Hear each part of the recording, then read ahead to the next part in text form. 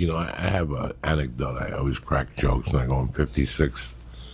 I got one foot in the grave, one a banana peel. But the truth of the matter is, I got one foot in the grave, but I'm still learning something every day. Yeah. And it's a lot of regular people listen to this, and a lot of comic people listen to this. And I tell a lot of young comedians not to be in a rush, that it's a journey. Yeah.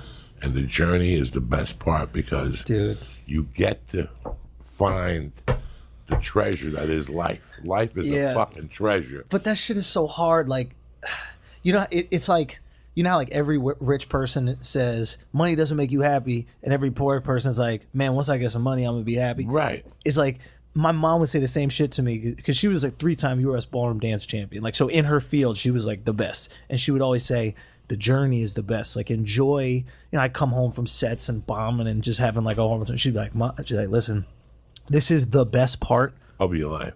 This is the most exciting. And even now, when I look back on it, and now I'm having all this success, like I still remember like diner hangouts. You know what I mean? After spots, like just me and like the guys I started with, just fucking roasting each other at a diner, Veselka, 2 a.m. Like those are the memories that like stick with me for some reason. How long did you have a date? Did you keep a day job while you were doing comedy? I did. I was probably not doing. I lived with my parents for as long as I could, but I was probably doing a day job for the first maybe 3 years, and then I just kind of lived off scraps and then nothing. I would get like a little gig here or there, and then like the second I could, maybe a college gig would pop up, and I would just kind of like live off, $5 a day or $10 a day eating falafels for, 2-3 meals if I could. And then eventually some things started to happen. And then, I got one thing, I got the next thing, and I could make just enough. And if I had to rent out my room in my apartment, I would do that. But it was just, how do I focus all my time on comedy? I had some savings from working. Like my whole hustle with comedy was I had some savings from working in college. And I was like, I'm going to spend all that money. And hopefully by the time I'm at zero, I'll make money doing comedy. So I just invested everything I had saved my whole life into learning how to do comedy.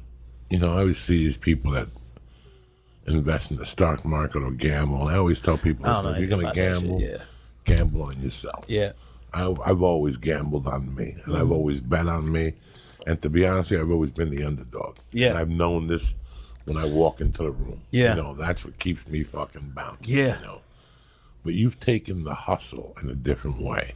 You got to do it, man. And there's not too many people that get the system.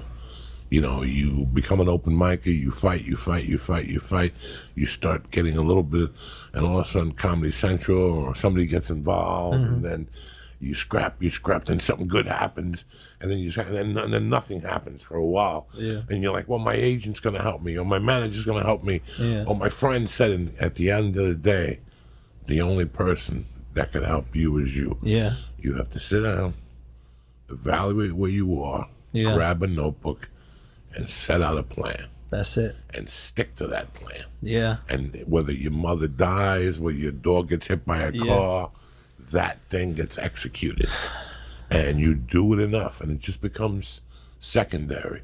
And next thing you know, I think that 90% of people don't stick with things because they don't see the results the first year. They need it quick. And that's what this journey taught me. I had no patience.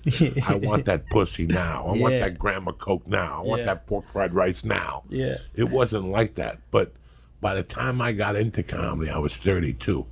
And I had already been beat up by life. I had already been to prison, So I was like, if I do this, I'm going to do this the right way. I asked 1,000 questions. I got a job. Yeah. As like a door guy at a club. I asked 1,000 questions. Yeah. I knew. The other day somebody wrote, restock your shirts. You could make more money. And I'm like, if I wanted to make money, I would have got into selling cocaine. Yeah.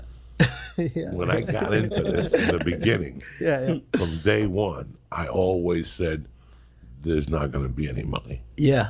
And that's what made this journey for a guy like me even better, because I'm like everybody else. Yeah. I was waiting to get money to make me happy. Yeah, you can't get good at money. That's the thing I realized. Like, money isn't a skill, right? So it's like I can't get good at that. I can get good at a skill, and I've realized at least wherever there's greatness, there's money. Like you could be the best at darts, and that motherfucker's making money. Nobody that's the best at something isn't making some money. So my feeling was like, I'm just gonna do the shit I love, and money will find it. Money will find it. But I never.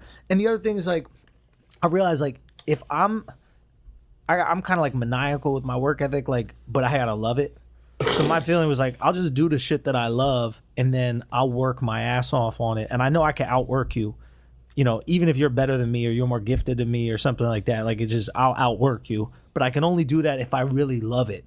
So I know I love stand up more than anything. So I don't mind, you know, grinding as hard as like tomorrow I'm gonna take a flight at midnight to New York. I land at 9 a.m. I'll do 2 podcasts, and then I hop on a flight to Russia. You know what I mean? Like a lot of people just won't do that. A lot of people will be like, I'm gonna be tired. So I'll just subtract tired. I'll subtract a lot of shit that's fucked up. Like I haven't seen a lot of my friends' kids. It fucking sucks. But like there's certain things you got to sacrifice if you want to be great at things. You didn't get put on this planet to look at kids anyway. You're gonna look at your own kid when you have your own That's kid. for Epstein. You know, that's the honest to God truth.